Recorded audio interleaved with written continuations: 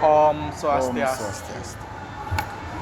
Kembali lagi bersama podcast kami, yaitu kami akan membahas mengenai isu-isu kontemporer dalam dunia pendidikan untuk menyelesaikan tugas kami dalam mata kuliah landasan pendidikan yang diberikan oleh dosen kami. Pada kesempatan kali ini perkenalkan, nama saya KD Ardano dan juga rekan saya. Nama saya Ibu Gede Wahyu Diasta. Kami berdua akan sedikit mengulik apa sih isu-isu kontemporer yang terjadi dalam dunia pendidikan saat ini. Benar sekali. Adapun pokok pembahasannya yaitu yang pertama tentang transformasi digital dan teknologi dalam pendidikan. Yang kedua yaitu kurikulum dan relevansi dalam dunia pekerjaan dan juga kesehatan mental dan motivasi siswa. Oke, langsung saja kita bahas mengenai transformasi digital dan teknologi dalam pendidikan. Nah, sudah kita ketahui bersama bahwasannya pembelajaran hybrid atau gabungan antara daring dan luring kini menjadi metode utama yang banyak digunakan institusi pendidikan.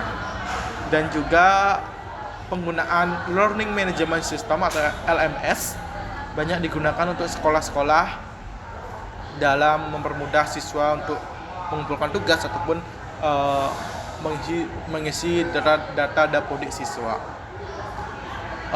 Pastinya ada tantangan dan juga masalah yang terjadi dalam penggunaan transformasi digital dan teknologi dalam pendidikan. Nah, menurut Wahyu, bagaimana mengenai transformasi digital dan teknologi dalam pendidikan untuk sekarang? Menurut saya menurut informasi yang pernah saya baca di internet, transformasi digital dalam pendidikan saat ini telah menjadi salah satu perubahan paling signifikan dalam cara manusia belajar dan mengajar. Teknologi telah membuka pintu bagi metode pembelajaran lebih fleksibel, interaktif, dan dapat diakses oleh lebih banyak orang terlepas dari lokasi atau latar belakang mereka. Nah, adapun contoh pendidikan, beberapa dampak utama dari transformasi digital. Pembelajaran jarak jauh atau hybrid. Ya. Platform seperti Learning Management System LMS, video konvensi, dan aplikasi pembelajaran interaktif memungkinkan pendidikan tanpa batas geografis. Yang kedua nih, yang terakhir, kecerdasan bantuan AI dalam pendidikan. AI membantu dalam personalisasi pengalaman belajar, memberikan rekomendasi materi yang sesuai dengan tingkat pemahaman siswa. Yang kembali saya ingin kutip nih dari penjelasan dari Kadek tadi. Tadi Kadek sempat menjelaskan pembelajaran sistem hybrid, di mana pembelajaran tersebut ada offline atau online. Laring atau daring. Di mana suatu desa tidak memiliki akses internet atau tidak ada listrik. Bagaimana desa tersebut atau sekolah di sekitaran desa tersebut melakukan pembelajaran secara online? Menurut Kadek bagaimana? Mungkin ya, jika sekarang kan pemerintah sudah gencar melakukan pemerataan pendidikan, baik dari sistem internet dan juga kelistrikan untuk menjangkau daerah-daerah terpencil. Nah, jika masih belum listrik ini belum sampai dan internet belum sampai sana, pasti di daerah-daerah terpencil tersebut masih menggunakan sistem lama. Dalam dunia pendidikan seperti kita dahulu nih pada masa SD kan belum ada nih kayak sekarang, secanggih sekarang. Pasti masih menggunakan papan tulis sebagai media utama. Nah, sekarang kita akan membahas mengenai kecerdasan buatan atau AI. Sudah kita ketahui bersama keberadaan AI pastinya bisa memberikan kemudahan atau bagi para seorang siswa, baik yang dari menengah sampai perkuliahan, pasti memanfaatkan AI untuk proses pembelajaran. Menurut Wahyu, apakah ada dampak yang diberikan AI untuk kita belajar? Yang pastinya untuk dampak AI itu pasti ada kan? Pasti ada dampak negatif, positif dan negatif. Dampak positifnya yang menurut pandangan saya, AI itu di zaman sekarang sangat membantu sih, menurut saya sangat membantu untuk para siswa untuk belajar untuk mencari eh, materi-materi untuk mencari Dari jawaban. jawaban atau materi-materi yang susah dicari gitu kan. Tapi ada juga yang buruk, ada juga dampak buruk dari AI tersebut. Dampak buruknya adalah jikalau AI itu dipergunakan terus-menerus oleh siswa atau mahasiswa, jadi otak Tidak bisa otak itu tidak bisa berkembang dan otak itu menjadi manja, Ya, tidak malas berpikir gitu ya. Untuk saya begitu sih. ya, sebenarnya sih AI, keberadaan AI sebenarnya sangat membantu siswa dan mahasiswa pun dalam menyelesaikan suatu tugas yang diberikan.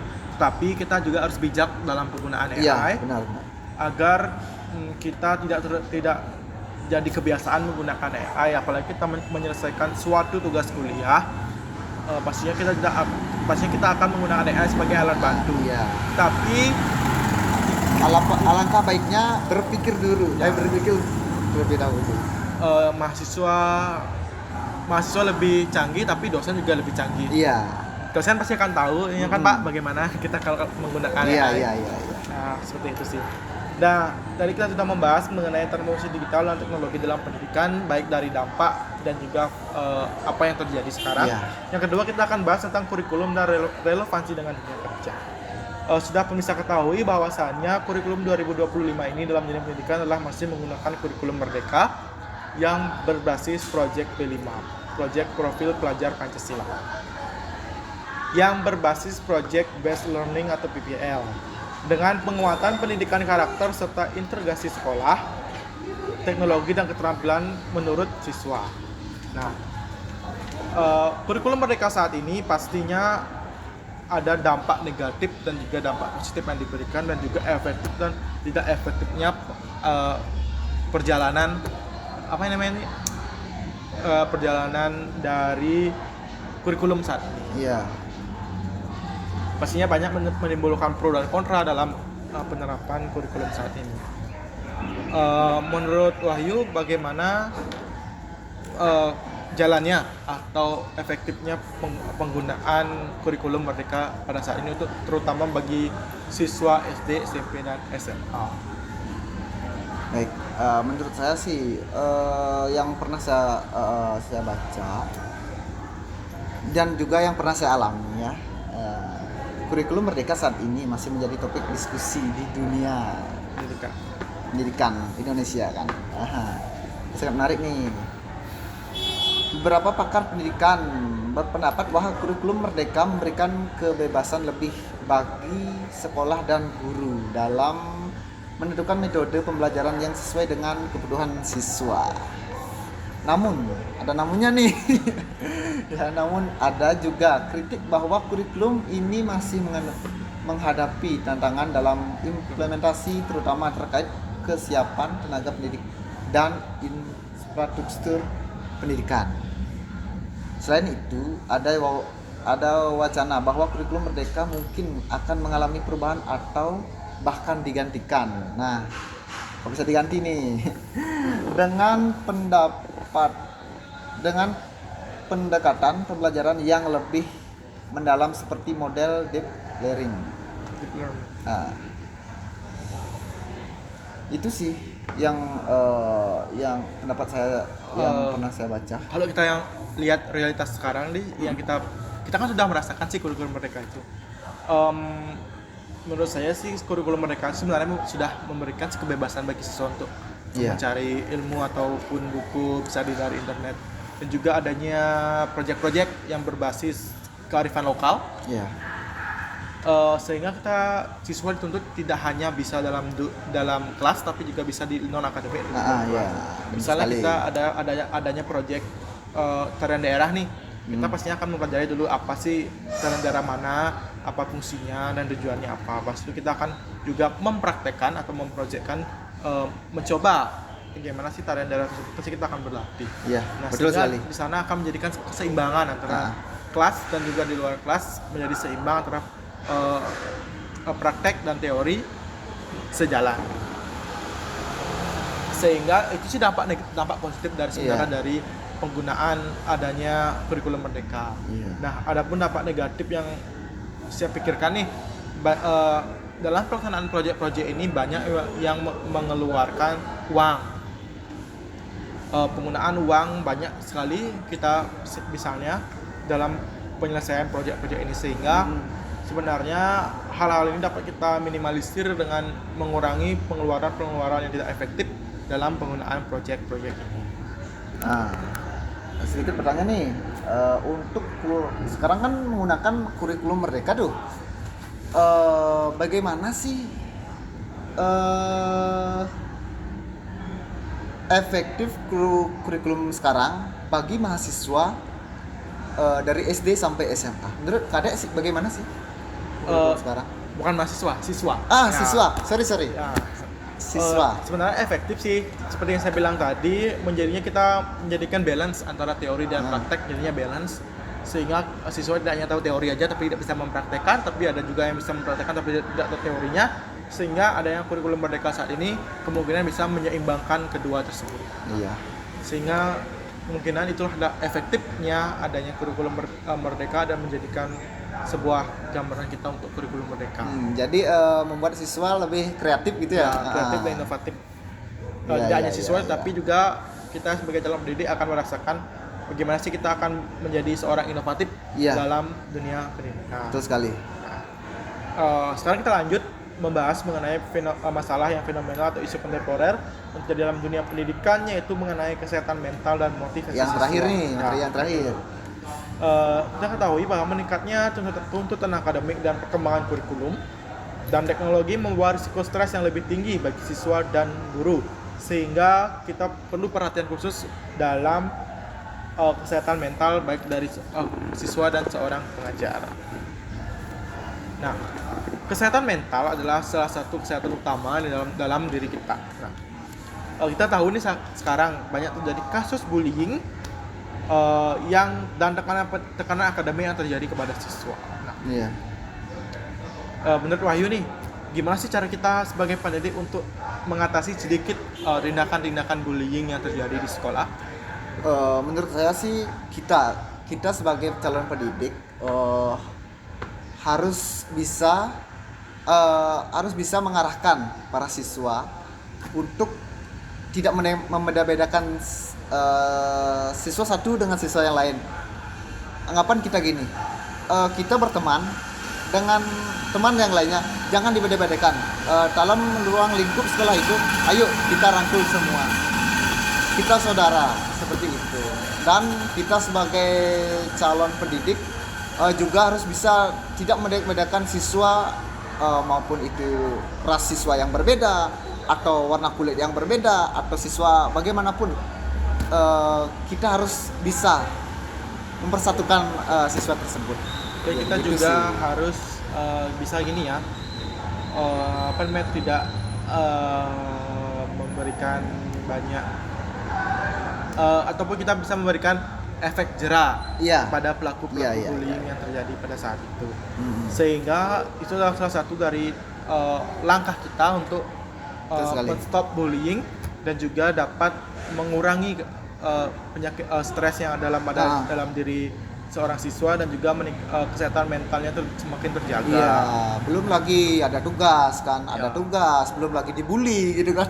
Semakin stres jadinya. Karena bullying ini sering terjadi di tingkat baik dari tingkat SD sampai SMA banyak terjadi bullying. Paling sering di tingkat SMA sih. Ya, karena dia banyak ada geng-geng motor. Iya, itulah geng-gengan. Sehingga menimbulkan banyak terjadinya bullying. Nah, betul sekali. Dan motivasi belajar siswa juga tidak kalah penting. Yang menjadi isu-isu saat ini adalah penggunaan handphone atau alat komunikasi. Iya, betul sekali. Nah, ini menarik sih. Untuk penggunaan handphone, apakah efektif penggunaan handphone untuk anak sekolah dasar atau SD? Menurut Kadek bagaimana? Menurut saya penggunaan handphone pasti ada tujuan. Nah, kemungkinan sekolah memperbolehkan anak SD membawa handphone, yaitu pertama untuk menghubungi orang tua jika siswa itu sudah pulang ataupun ada kenapa-napa di iya, sekolah. itu efek Pasti adalah tujuan positif. utama dari satuan pendidikan untuk Iya, betul kali. memperbolehkan membawa alat komunikasi yang sekarang. Tetapi ada dampak negatif juga yang diberikan untuk dalam penggunaan HP itu, yaitu yang pertama rawan terjadinya pencurian atau tindak kriminal dalam Iya. sekolah tersebut. Yang kedua yaitu membuat fokus siswa tidak terfokus pada pembelajaran tapi fokus pada handphone yang dibawa. Iya. Dan juga bisa membuat siswa menjadi tidak karuan di sekolah, ataupun Iya. dia tidak fokus ataupun tidak kayak dia membawa dunianya sendiri lah. Ya, apalagi anak SD itu kan masih tergolong masih anak kecil kan. Sehingga Iya, banyak iya. dampak negatif yang diberikan. Sehingga sebaiknya sih saran dari saya sebagai satuan pendidikan, misalnya anak SD membawa HP dengan tujuan untuk mengkomunikasikan keberadaan dirinya kepada orang tua, sebaiknya bisa digunakan misalnya kita sebagai wali kelas mengumpulkan HP-HP tersebut, kita simpan. Kalau itu sangat setuju sih. Ya, sehingga bisa mengurangi tindak kriminalitas dan juga Iya. membuat motivasi belajar siswa semakin meningkat. Benar. HP sebenarnya tidak selamanya buruk, tapi HP juga bisa membantu kehidupan manusia agar ke depan menjadi wawasan lebih terbuka dan Iya. juga menambah wawasan yang kita punya. Iya, setidaknya membatasi gitu kan. Iya. Kita harus membatasi. Sebagai calon pendidik itu kita harus membatasi. Baik, ada lagi Wahyu? Ada yang tambahkan? Kalau teman saya sih jangan bosan-bosan belajar ya. Kejar ilmu setinggi-tingginya. Ya. Untuk kesimpulan pada materi kali ini, Baik. Kada bagaimana?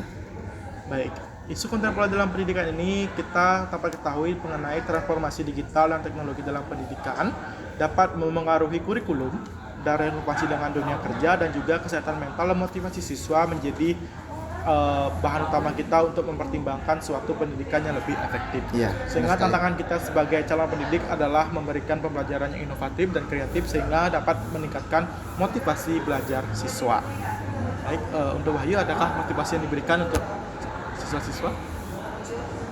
Motivasi diri saya sih untuk siswa sekarang untuk semangat belajar, jangan mengeluh, jangan bosan-bosan belajar, terus push diri kita untuk belajar, kejar ilmu setinggi-tingginya. Sekian sih dari saya untuk kadek, saya kembalikan ke kadek saja. Oke, itu tadi sudah kita bahas mengenai isu-isu kontemporer dalam dunia pendidikan. Semoga apa yang kita bahas tadi dapat memberikan sedikit bayangan sih bagaimana isu-isu yang terjadi dalam dunia Iya. pendidikan saat ini. Meskipun Sedikit acak obrolan adul kita ya. ngawur. Ya, saya mohon maaf bila ada kesalahan dalam kata baik untuk ucapan dan materi yang kita berikan pada saat ini. Saya mohon maaf. Saya tutup dengan para mesanti. Om Om Santi, Santi, Santi, Santi. Santi. Terima kasih.